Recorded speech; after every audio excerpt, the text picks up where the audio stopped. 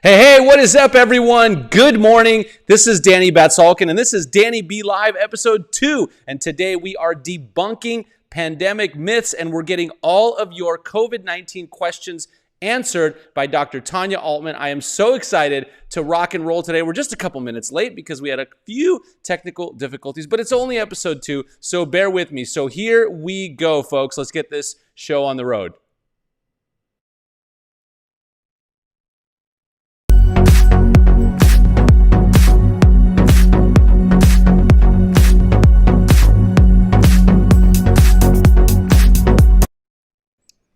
All right, you guys, well, without any further ado, let's go ahead and welcome Tanya Altmann, Dr. Tanya Altmann, to the show. Tanya, thank you so much for being here and welcome. Good morning. Thank you for having me. All right, so we have a fun and exciting, well, not so fun and exciting topic, but we have a good show today where we are going to debunk a bunch of pandemic myths. We're going to get a bunch of questions answered. We have a ton of people on the line who want to hear all about what you have to say about the pandemic and everything and all the crazy stuff that's going on. So I think let's just go ahead and rock and roll. First and foremost, I would love for you to introduce yourself. I know you're a super famous doctor on TV all the time. I want to hear all about it. Tell us all about yourself. Sure. Well, thank you. Right now this week, I'd say I'm a super exhausted doctor as there is so much going on right now. You might remember when this all started earlier in the year and the first week when I had to help make the decision to close down schools and it was hard to get testing and no one knew what was going on. I was literally working 16-hour days. And this week has been the same because right now my big project is helping safely figure out how to reopen all of the schools come this fall. So we're talking about independent and private schools such as ours, public school districts locally and across the country. And so I've been working on guidelines and protocols. And in addition, taking care of all of my own patients. And it's a lot, but I don't want to say I'm excited because this is not an exciting time. This is a challenging time for everyone. But as a physician scientist, it's actually stimulating as there's so many problems now that need help solving. And I feel like we are getting there. We're really getting there and getting a handle on this and figuring out how we can get back to slowly reopening society and getting our kids back to school where they belong this fall. Yeah, and Tanya, you stole my first question, which was going to be all about school. So let's just dive right in and talk about that. But before we do, I want to let you guys know, if you're watching right now live on YouTube, you can go into the chat window and you can ask questions and we'll put those up on the screen and Dr. Tanya Altmann will answer them. And we actually want to say hi to Baron Tube, who you know. Baron has his own YouTube channel and he says, let's learn about coronavirus. So there you go. All right, Baron, and I am excited. I'm working to get you back to school as well. I love it. So, Tanya, let's go ahead and just jump right into the school topic since you brought it up. And it's something we've been talking about at home. I know a lot of parents have been chatting about it. I was in a car yesterday. We were going down to play golf, and we were all talking about what is school going to look like in the fall. So that's the first question I have for you. Well, it's not going to look like it did last year. I can tell you that for sure. It's going to be a new normal school day. And there's basically 3 pillars that I've been talking about with all the different schools that I've been consulting with. And the first is decreasing the virus from coming on campus. So that's going to include staggered drop-off times and health questionnaires and temperature checks. And then the third thing is the way how you decrease person-to-person transmission during the school day. So we're going to have smaller classes, less mixing of kids from class to class. There are going to be fewer visitors and parents on campus. Class is going to look a little different. Really, the teachers might rotate from class to class. The students might stay put. We might not have these great assemblies or library time. That might still be zoomed in. Kids will still be outside exercising, but sports are also going to look a little different this year. And then the third challenge is that when somebody does get sick, because we know it will happen, right? Winter, back to school is also cold and flu season. We are going to have to isolate these kids, test them right away, diagnose them, and then contact trace. And this is some of the strategies and protocols I've been working on, and it's going to take an entire community, nurses and doctors from every community across the country, including teachers and administrators who are so creative and coming up with really interesting and fun ways to challenge our kids while keeping them safe this fall. Yeah, that makes a lot of sense. And the one thing I did want to ask about, because I'm so interested in it, is the sports. So you touched on it a little bit, and you said it's going to look different. So are we still going to have sports? What do you think that's going to look like at school? Well, sports and exercise and time outside is so important for our kids. And, I don't know about you, but I think most families now are really trying to get their kids outside exercising, especially since we right now have the time and we have nice weather here in Southern California. So I'm kicking my kids into the backyard all day long. So the important thing to know is that when you are outside, it dramatically decreases the risk of viral transmission from person to person, especially when you are, distanced away. So for some sports, they might be less contact. So, still playing soccer and kicking the ball, but really trying to encourage less contact. When kids are sitting on the bench waiting to go in, they might be wearing masks, which will be taken off when they do go in. Sports like tennis have already come up with new regulations where each server is going to have different colored balls, and you're not going to touch each other's balls when you hit it back and forth. I know I was talking to some Pop Warner people, and we were talking about, could they put face masks inside the kids' helmets? And you know a lot more about football than I do, but that's just one of the strategies they were working on. I think in some school districts, some of the playground equipment might be closed, because anything where kids are touching the same surfaces, you want to try to eliminate that. But balls are really easy to disinfect and clean. And especially if you are having kids play in the same cohort or group that they're actually learning in. So that smaller class might end up being their athletic or sports team just this year, because we want to try to decrease, the mixing of kids in different groups. Yeah, that all makes a lot of sense. And you guys, if you're just joining us live, we have Dr. Tanya Altmann on our show here today on DannyBLive. And Tanya, thank you so much for being here. And you guys, if you're watching this, we have a lot of people watching. Please give us a thumbs up. If you're already getting value, give us a like on the video. And also, let's hear your questions on the chat window. Now, I have a ton of questions that people have sent in before the video, so I got plenty of questions to ask. But we want to make sure we get your questions answered live. So I'm actually going to go straight to you. Mentioned masks, and I told my audience I'm not going to let you off the hook easy. So I want to ask you the tough questions. What is the deal with masks? Because I've heard so many conflicting things. They're effective, they're not effective, they're dumb, they make no sense, like you shouldn't wear one, you should. Let's hear all about it. What do you have to say about masks? Sure. So, because this virus is still so new, we're only a few months in, and we still have a few months even until we get back to school, we are constantly learning new things. And we're learning a lot from other areas around the world who have been wearing masks, are already opening their schools and letting kids go back to school. So my views on masks have also dramatically changed over the last few weeks.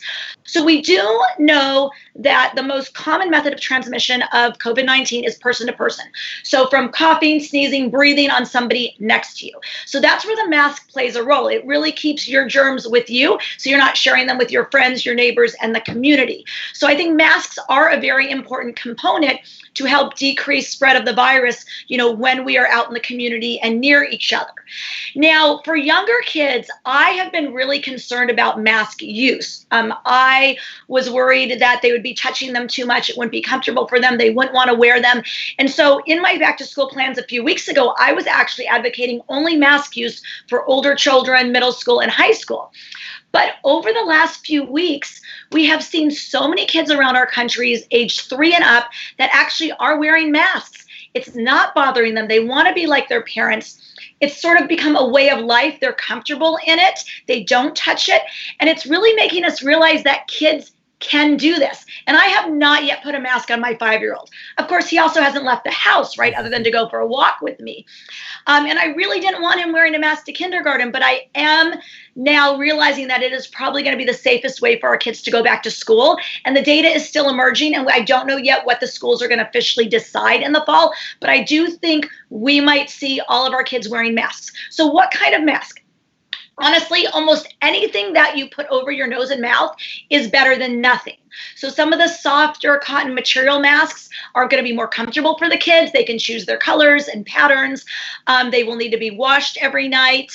At my office, I have a lot of different types of masks. Let's see, what do I have here? So these are surgical disposable masks, which still are in short supply around the country. So although in Asia, a lot of schools have the kids wearing 2 of these a day, during lunch they throw it out, after lunch they put a new clean one on. I don't know that that's going to be routine here, but it is one option. These are the N95 masks that doctors wear when they see sick patients. Super uncomfortable. I do not want kids wearing these all day long. And also, we don't have enough for them to wear all day long. Face shields are something that I also wear when I see patients in my office. And this was 3D printed by our kids' school, Danny. No way. That's awesome. Is making these. And I think we are going to have some of the teachers and administration wearing these as the kids get out of school, as they do temp checks in the morning. And for those people who are in closer contact with the kids. And honestly, this is actually much easier to wear and also can help protect you. Yeah, fantastic. And Tanya, you already answered this question, but I just wanted to let you know that Debbie Garner wanted to know does it matter what kind of mask? And you've already answered that. And Debbie actually also said that she's a huge fan of yours. So there you go. Well, thank you very much. She said she's a huge fan of Dr. Tanya. So informative always. Debbie, thanks so much for tuning in. You guys, again, if you're here, if you're getting value from the video, make sure you hit that like button, say hello, and throw your comments into the chat. We would love to hear from you. Okay, so we've talked about masks. We've talked about kids a lot. I want to switch over. I mean, not just kids, but just everyone. Okay, so here's a question that I have. Based on just kind of things I've been looking at, the percentage chance that you can get this, the percentage fatality. And here's a question that I have. I am not a doctor, so that's why I have you on. And here's the question. So Tanya, why can't we just quarantine the people who are sick or the people who are at risk, the older population, people with underlying conditions, and let everyone else just kind of do their normal thing? Well, that's a really good question. I think one of the things about COVID-19 is that we are seeing so much asymptomatic community spread. Almost 50% of the cases that people catch are from people that didn't know that they actually were infected with the virus. And although you're right, the really high-risk groups are those over 65 and those with underlying health conditions, and that's where we do need to be most careful. My friends in the ER are still intubating patients every day who are otherwise healthy 30-year-olds and otherwise healthy 40-year-olds, and we still don't know exactly why. So those strategies will probably be more of what will come into play as we go back to school this fall. But at the beginning, it was very important to have everybody stay home to decrease the spread of the virus and flatten the curve, as I know many of you have heard that term. And here in Southern California, we've actually done a very good job, which is why we are slowly figuring out how we can safely reopen. But we have to do it smart, we have to do it safely, and we have to do it slowly. Otherwise, we're going to be back in the same boat that we were in March and April, and I don't want that to happen. Yeah, for sure, definitely. We're getting a lot of school and kid questions pouring in, so we'll throw those up. So we have a question from Dennis, who says, Dr. Tanya, do you think the precautionary measures are going to last for the entire 2021 school year? So looking at my crystal ball, we really don't know, but I do think it will be the majority of the school year. I hope it's not. I hope that we see a dramatic decline in the virus. I hope that we have a safe vaccine that we can use and we can get back to more normal behavior. But I think it's going to take a little while. So I would say this entire school year is going to look a little different. I hope the following school year we are more back to normal, but we really don't know yet. There's still so much that we are learning and trying to figure out. But science is moving at such a rapid pace. I know to everyone who's been sitting at home now for 9-10 weeks, they're thinking like, oh my God, this is taking forever. When is it going to end? But actually, when you look at what the doctors and the scientists are doing and working on, this is faster than we've ever done before with any new illness, any new virus, and any new treatment protocols, strategies, clinical trials, and even vaccine development. And so we will get there, and we will be able to do it, sooner than we could have a few years ago. Yeah, really good point. By the way, Tanya, I should ask you, just as a doctor, is this something that like you could have ever predicted or anticipated or thought of? Because I was just having this conversation at home, like, like this hit us out of nowhere, for me, out of nowhere. And it's something I never would have thought in my lifetime, could have happened. But on your end and in the, doctor community, is this something you guys ever thought about? Well, it seems that every 5 years we tend to have some sort of outbreak or infectious disease pandemic. And if you look back, it was, SARS-CoV-1 5 years ago, H1N1 before that, HIV. But to be this widespread and affect so many people across the globe, no, I don't think many of us expected it. Now, there have been scientists that have predicted things like this. And honestly, when we started hearing about this at the end of December, this is called COVID-19 because it actually started in 2019. And I do think, looking back now retrospectively, it's much easier to pick it apart and say, why didn't we move faster? Why did this get so out of control? And I think that we are learning a lot, so that way, hopefully in another 5 years or 10 years, when things like this happen, we will be faster to act on it. But this just, I think, took a whole nother level that we weren't really expecting. Yeah, for sure. Great points, you guys. So look, if you're watching this and you have questions, throw them in the chat. My chat's actually blowing up, Tanya. We have a lot of questions for you, a lot related to kids. So I know we have a lot of parents watching today, which is fantastic. And, Tanya, I know our kids go to the same school. And so, again, just thank you so much for being on and answering these questions because they're so timely. And you guys, make sure you stay until the end because we are going to debunk some common pandemic myths. And I have some really good ones for you, Tanya, that I'm going to have you tell us whether that's a myth or whether that's reality. And that's coming up a little bit later. But let's just keep rolling and answering questions. So here's one from Allie. And the question is, Allie says, thanks for all this great info. What happens when school starts and a student shows symptoms? Will the entire class and all the kids they come into contact with be sent home and quarantined? Great question. So yes, that is a great question. And, this is going to vary area to area around the country. But if you talk about here locally in Southern California, what I see happening is a child gets sick. Either the parents or the nurse or the teacher notifies, somebody that, that child had a high temperature screening, they're showing illness symptoms. They automatically get isolated. They get tested. Now, right now, the fastest method of testing we have is a nasal swab PCR test where we can get results back within 24 hours. And it should be faster in going into the fall as well.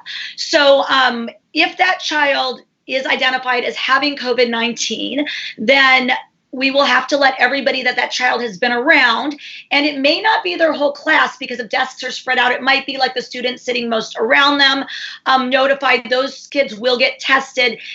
So how do they get tested? So if a group of kids does need to be quarantined because they are found to have been in contact with, let's say, case one for a prolonged period of time, we would swab them probably on day one, which would then, you'd have a positive on a few of them that needs to quarantine at home with their family. Those that are negative can then be swabbed again on day 5. And if that's negative, they can go back to school. So we will not need to have 2 weeks of quarantine time at home with testing capabilities, the way that they are.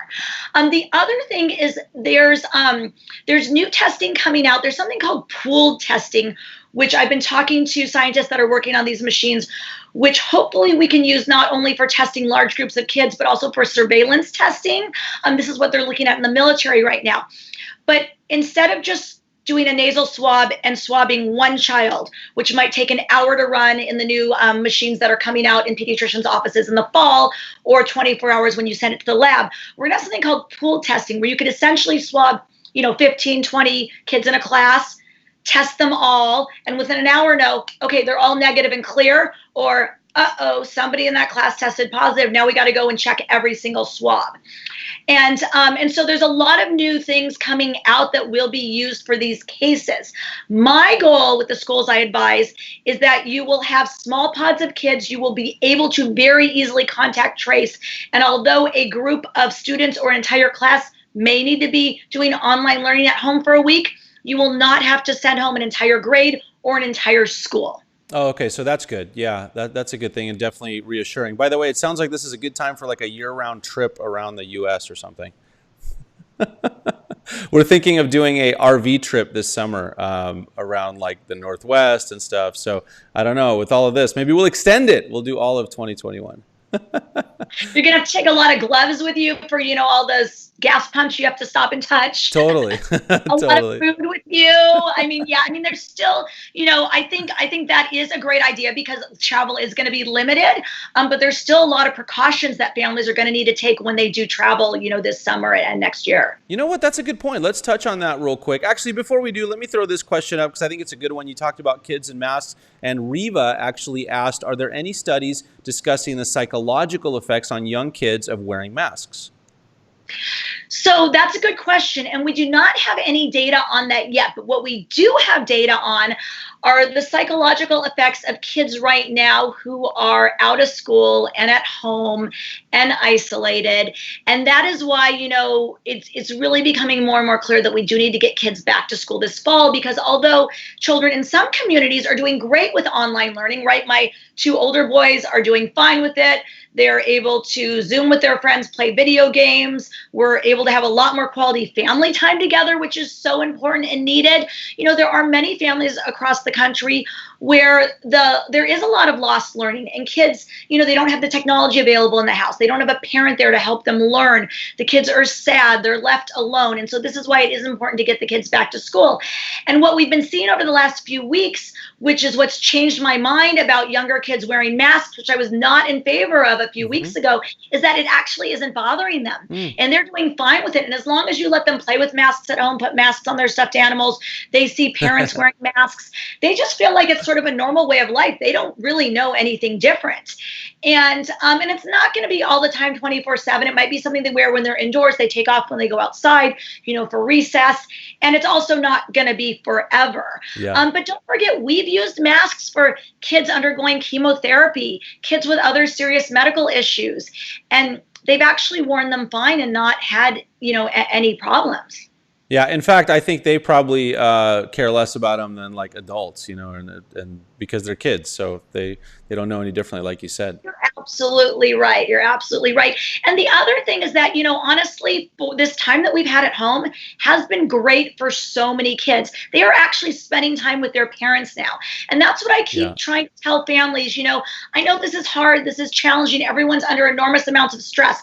This is time that you're never going to get back with your children. And when this is all over, the only thing your kids are going to remember is how they felt. Did they feel safe at home? Did they feel loved at home? And the memories that you developed with them. All those nights you spent playing silly board games, all those family games in the backyard, all those family meals and meetings that you had. That's what your kids are actually going to remember when this is all over. Tanya, I could not agree with you more. I think we're obviously very fortunate. Where we live, we have nice weather, and we have yards and things like that. And so I always tell my family, like, look, this is a great time for us to connect on a good level. And fortunately, we got a dog right before this started. And so we're going on a lot of walks. That is great. And you know what? We got a bunny. So not as good for walking, but definitely a new challenge. That is awesome. I love it. You guys, thanks for tuning in today. By the way, let's get those likes up here. Hit that like button if you're getting value from our show today with Dr. Tanya Altmann. This is so awesome. Tanya, thank you so much for being on again. And if you guys have questions, you could throw them in the chat box here. We have a lot of questions there. And we also have a lot of questions that we've gotten beforehand. And one of them, which I think you've talked about a little bit, but I want to ask you, like, when do we go back to just like totally normal? Like, you can pump gas without wearing a glove. You can go into Home Depot without waiting in line with masks on and all that kind of stuff. When does that happen? That's a really great question. And I don't know if it will ever happen. I think that we're all going to change. We're all going to learn from this experience.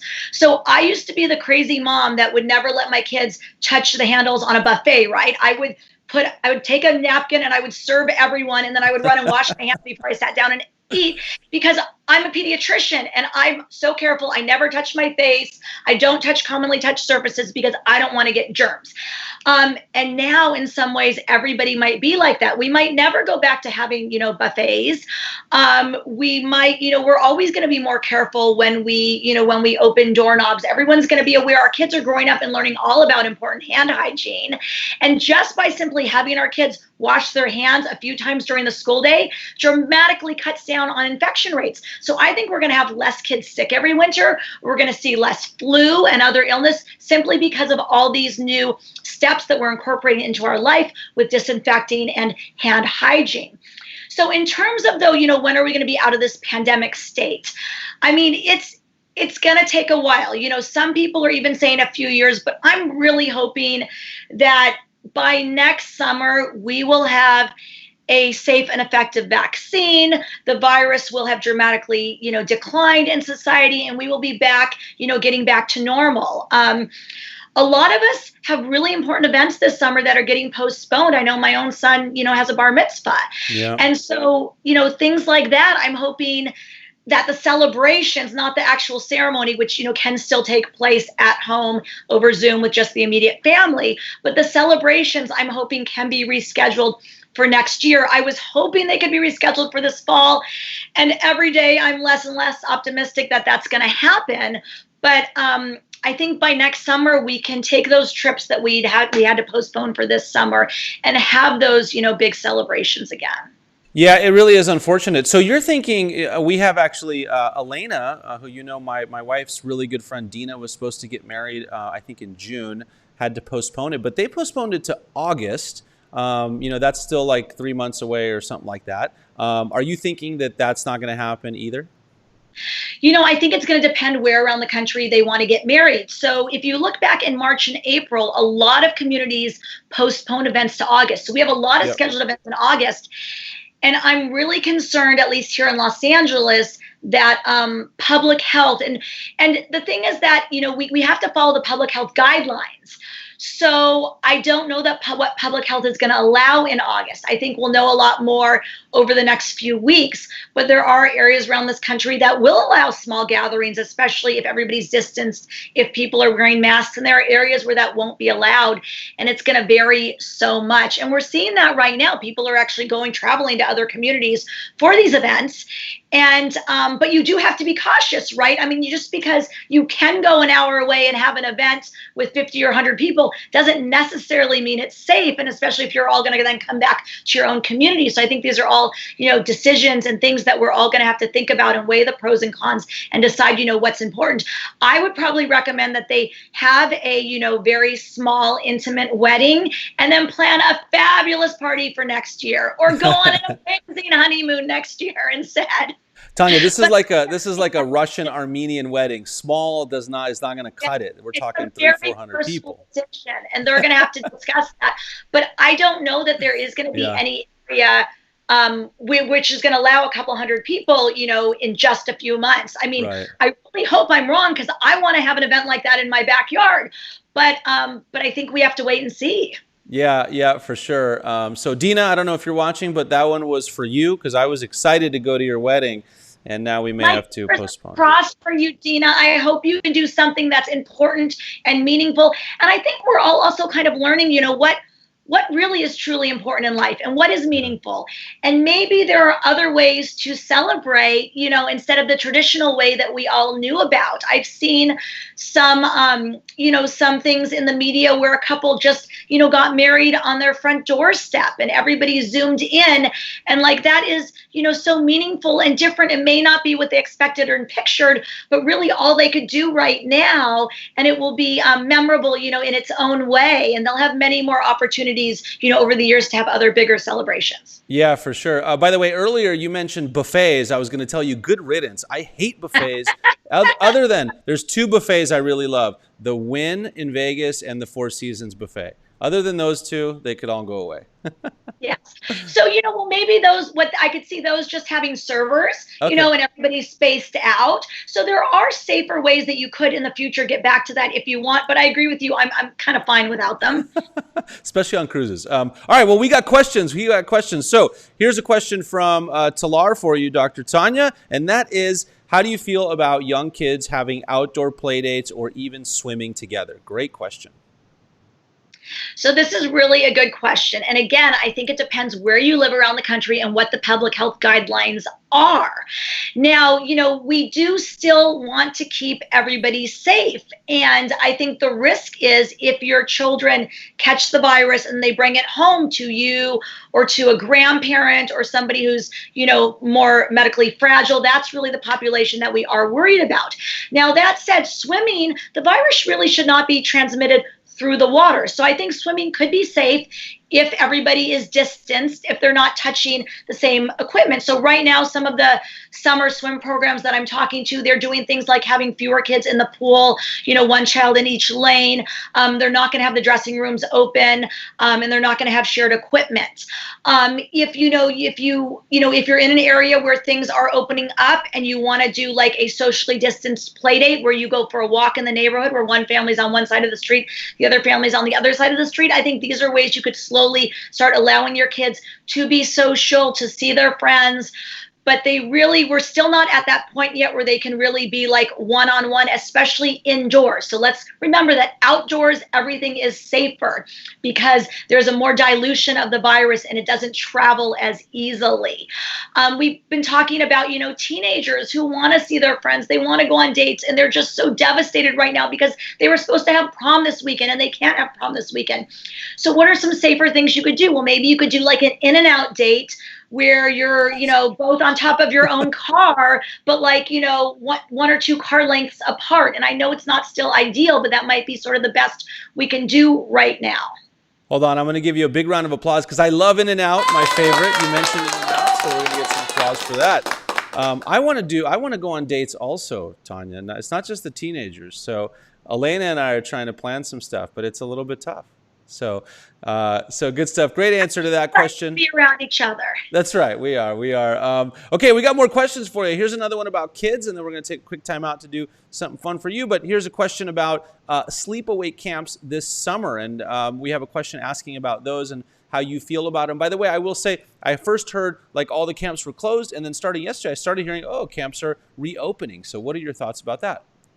So I think there are camps that are still going to be open this summer, and they're again trying to do things differently and and safer. So they're going to be screening the kids before they arrive at camp to make sure they don't have the virus. Some will even require testing of the campers. They're going to have the campers in smaller groups, so you might really be only hanging out with your bunk of 10 kids and not mixing with the couple hundred kids that are at the camp. Especially some of these camps that are outdoors, Catalina Island, up in the mountains. I mean, that is going to be a safer way to do it than those that are, indoors. I think there won't be large dining rooms where all the kids come and eat at once, but instead they will be eating with their own groups where food will be served to them as opposed to everybody walking up and eating out of the same dishes. So I think there are ways that we can safely do camp this summer, but you also have to be, ready for that call, like you must come pick up your child and get them tested because they coughed or they sneezed or they had a fever. By the way, I forgot to ask you earlier, are you saying that the 5-second rule of food dropping on the floor no longer applies? Because that was my favorite rule growing up. I think it depends whose floor you're dropping it on, Danny. All right, good. Because we still follow that at home. No, I'm just kidding. We don't do that anymore. All right, so you guys, first of all, thank you so much for all of the questions. They're still coming in, and we have a long list here, which I will try to get to. But before we do, and later, by the way, guys, we're going to debunk a bunch of pandemic myths. We got some good ones on the list for Tanya to tell us whether those are myths or not. And in the meantime, you guys, if you're getting value, we got a lot of people on. Please hit that like button and show your love for our show here with Dr. Tanya. This is an awesome one. And Tanya, what I wanted to do is just take a quick time out from questions and have you tell our audience a little bit about your practice, because I know you do something very unique in Calabasas. In case anyone's in the Southern California area and wants to contact you for that, let's take a minute and have you just tell everyone about what you actually do and did before all this started. What do I do? So, I trained at UCLA and I spent 16 years in your typical busy pediatric practice. And although I loved it, I felt that the way the modern medical system is working didn't allow enough time for talking about nutrition and sleep and mental health and how much screen time your kids are getting. And we were missing out on so much. Kids today, before the pandemic, were so busy, and many of them weren't getting proper nutrition and weren't getting enough sleep and were getting too stressed out. And so I really got into integrative health and how we can help prevent physical and mental health issues in families. And the best way to do that is to really spend time with your families. So I opened up my own practice, and I actually did this. I made my career change when I was pregnant with my third. I have 3 boys, 14, 12, and 5. So yes, we did it again, and it was another boy. But that gave me the opportunity to kind of reinvent the way that I care for families. And so in my practice now, I have really detailed physical exams where I spend a whole hour, and most of it is really just talking about your family lifestyle and making healthy choices and way to prevent all of these issues that are so preventable in kids. And then also, if your child isn't doing well in school, why is that? And, strategies that we can kind of work on as a community to help your child succeed. So I'm all about raising healthy, physically and mentally healthy kids that will succeed in whatever they want to do. And I think it is perfectly possible if you have the time and if you have sort of the creativity, because every family is unique and different, and kids don't follow a protocol, right? Every family needs a different plan based on what works best for them. And the other problem I saw in healthcare that I've also, been able to navigate around or do differently is that nobody talks to each other. So, families have several specialists, but no one really gets them all in the same room to talk. And that's what I do, is I do a lot of coordinating care. I talk to my family's therapists and psychiatrists and other medical specialists to really make sure everyone is on the same page so nothing slips through the cracks. And I'm very into making things happen. So no long waits to see specialists or get tests that you need. If your child needs it, we get it done, because we can't wait when it comes to kids. Yeah, I love that. And you guys, if you're watching the show, we're going to have Dr. Tanya Altmann's information in the description below. And if you want to reach out to her, if you're in the Southern California area, or actually, are your patients local, or do you also have patients outside of SoCal? It varies. I actually do, I do consultations all over the country and even all over Southern California. For my families, I like them to be sort of local, because I'm very available. So I will meet families at night, on the weekends. I'll also do home visits, but there's only so far, I can travel. Right. But I do keep my practice very small and very clean. There's not going to be a busy waiting room of coughing, sneezing kids. And right now, with everything going on, I'm really only seeing a few families a day to really minimize, anyone's risk of getting sick. And I think that all pediatricians across the country right now, I have to give a shout out to all of them. They are all doing such a good job disinfecting their office, seeing the families that are needed to be seen. And they're also doing a great job with telehealth now, which is something I've always been able to do since my families all can email and call my cell. I've always FaceTimed with them. And, when you know people well, it is so easy to help them out, even on nights and on the weekends. And when you care about families, it doesn't matter if they wake you up in the middle of the night, because I love their kids. I take care of their kids, and I want to be there to help them. That is awesome. So you guys, if you're local here, if you're anywhere near Calabasas, Dr. Tanya Altmann's information is going to be down in the description. So reach out if that's something you're interested in. Thanks for sharing that. Again, thank you so much for spending some time here with us talking about the current situation. By the way, usually our channel is about real estate, business, and finance, and we talk about how to grow your business. And my passion is helping people create a business that's predictable, profitable, and fun. And so after this is all over, we'd love to have you on to talk about how you built your business, because I think that'd be a lot of fun as well.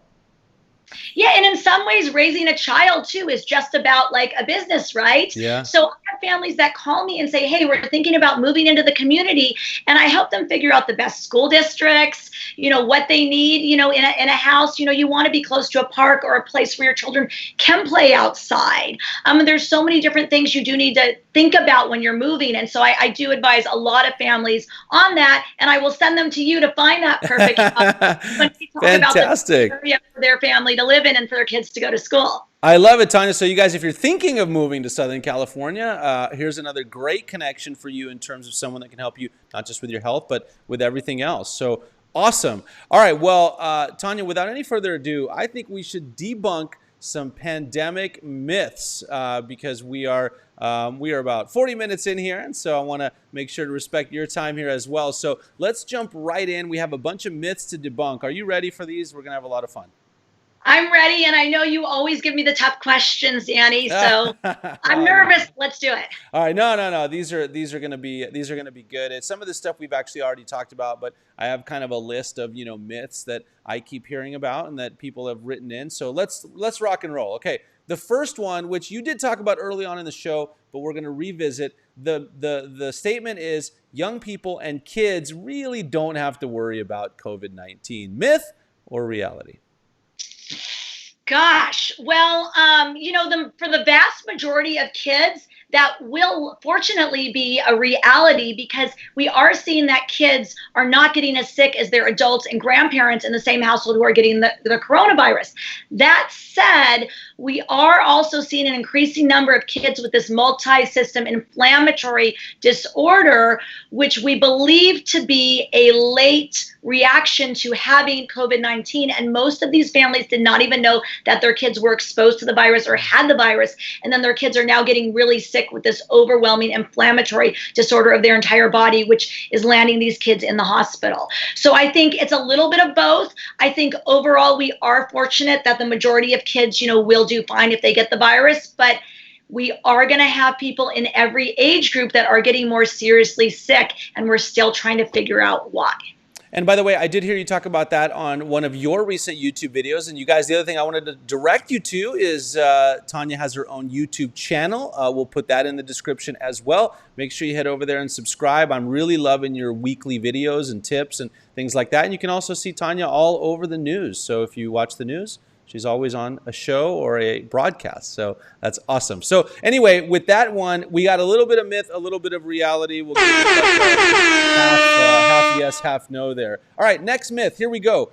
You cannot get COVID-19 more than once. So you're giving me the tough questions. I mean, so we don't know. The answer is we don't know yet.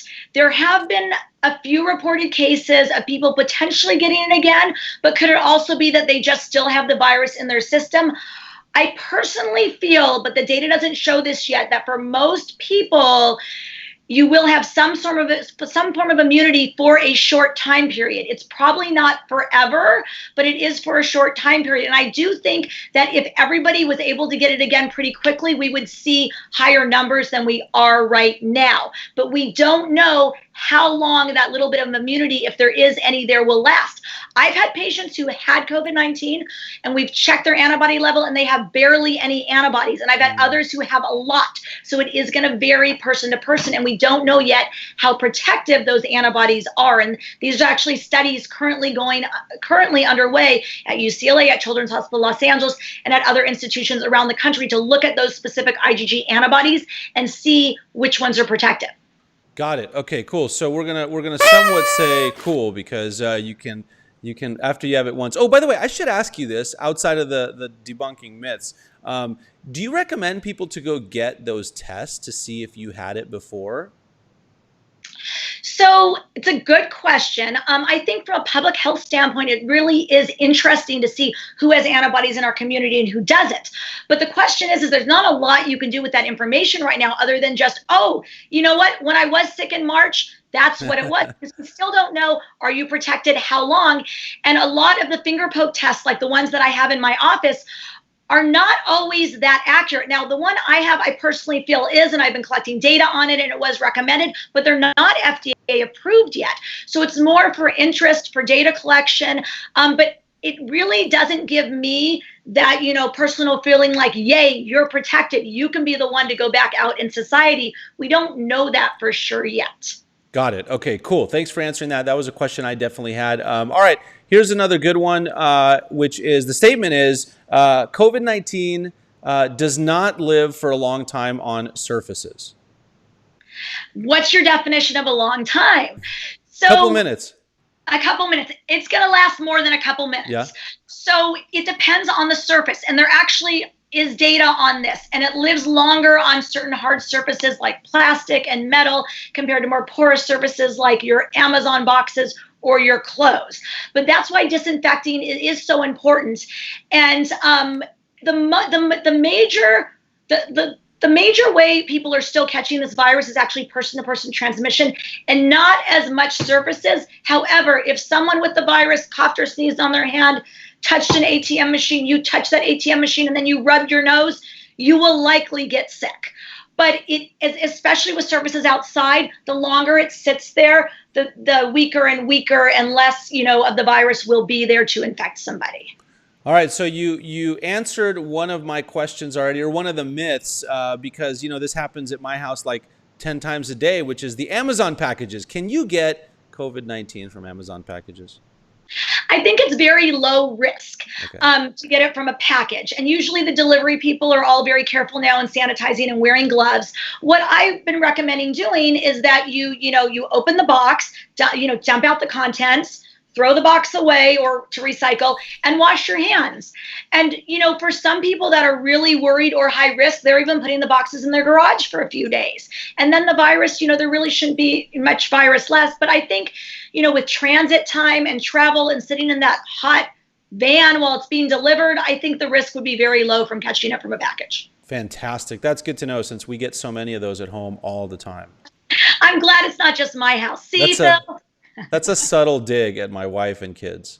Okay, so here we go. Next myth is summertime and heat will kill COVID-19. Myth or reality? So again, we don't know. So many viruses tend to decrease and go away during the summertime because many viruses thrive more in cold weather. So we're hoping that helps with COVID-19, both because just the direct sunlight and the heat is really going to denature and kill the virus.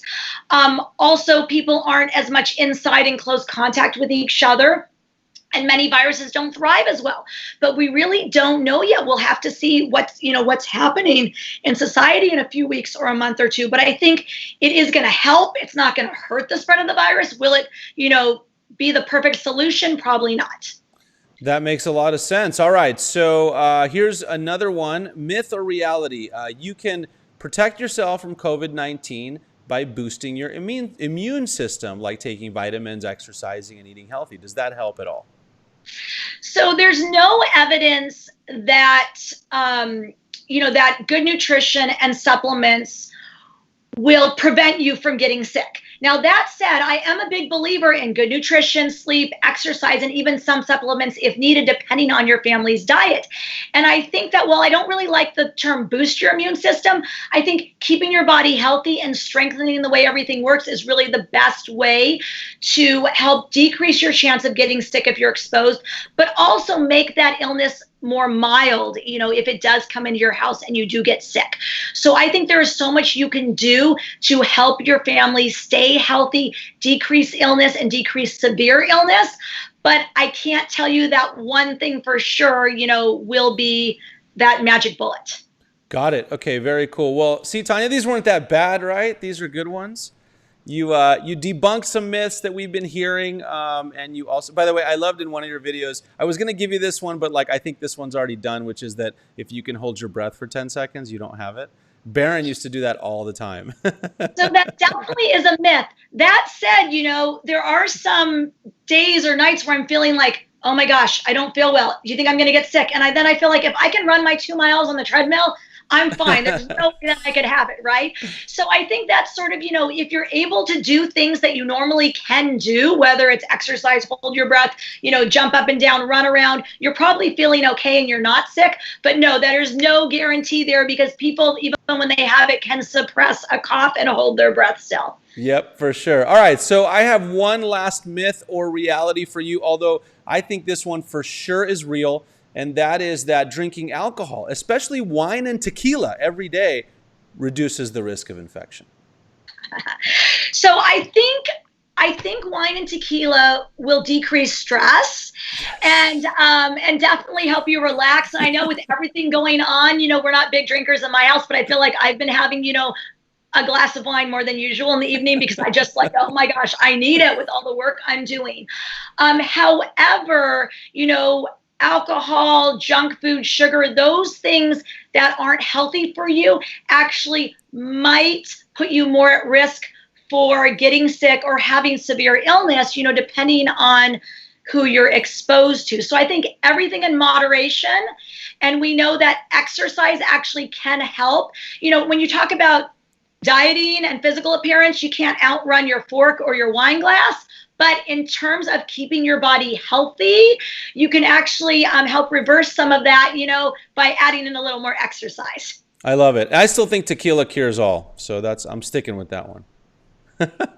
Well, good stuff. Okay, well, Tanya, I got to tell you, this has been so amazing. I so appreciate your time and for being on here and answering all of these questions. We've had a lot of people on. We answered all the questions that people had, or at least most of them. If you have other questions that we didn't get answered, please throw them in the chat or the comments, and we'll try to get those answered for you by Tanya after the show is over. And again, we'll have all of the links to Dr. Tanya Altmann's practice and everything else she does in the description, so you can contact her, reach out for all of these kinds of things. As you can see, she's not only so knowledgeable, but has an amazing personality around it. So it's amazing. So Tanya, one thing I wanted to ask you before we hop off is there anything else that you wanted to share that maybe we haven't talked about that people should really know, or as a takeaway about our current situation here?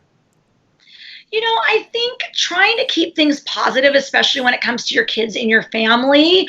And I know we talked a little bit about this earlier, but although there's so much that you can't do right now, there is so much that you can do at home that will make a big difference in your child's future. And that is just going to be talking to them more and spending time with them more and really finding out, what's going on with them, what's going on in their head. And if you find that any of your kids are having serious issues, please reach out to your pediatrician or mental health provider. But this is a time that we're never going to get back. And as frustrating as it is for everyone, years from now, when we look back on it, I bet we're going to say, well, those were really great days when we all ate breakfast together every day and dinner and went for those family walks and played those silly board games. So I would take advantage of whatever time you can right now to bond with your kids and spend time with them, because we know they grow up so quickly. And I hope next year we will be, past this situation. But I also hope our kids won't then be so busy back with their friends that they forget, how important it is to hang out with us too. Totally. I couldn't agree more. Well, Tanya, again, thank you so much for being on the show today. We so appreciate it. And you've given us such great advice and tips and debunked a bunch of myths for us and answered a lot of questions. So thank you so much. And I will talk to you soon. Thank you, Danny. And I was thinking about it. We should definitely do a clinical study on your tequila idea. I think that's a good idea. I'm telling you, I can't tell you how many times I've either felt sick or something's happened and tequila, and that's it. We'll study that. We'll do that next time. All right, you guys. Hey, thank you so much for tuning in today. This is DannyBLive. We do it every single Thursday at 9 a.m. right here live on YouTube. So make sure that you tune in and check out the YouTube channel. If you got value from this video today, please hit that like button. It really does help. Subscribe to the channel so that you can get all of our videos. We do 2 videos a week at least. We're doing real estate market updates right now every single week because the market's changing so much. We have amazing interviews for you. This was so awesome today talking to Dr. Tanya Altmann. Again, all of her contact information is down below. Make sure you check that out. And if you want to reach out to her, let her know you saw her live right here or in all of the other places where she is. And you can also subscribe to her YouTube channel. She's got awesome tips there. Lots of very informative videos. So thank you guys so much for tuning in today, and I will talk to you soon.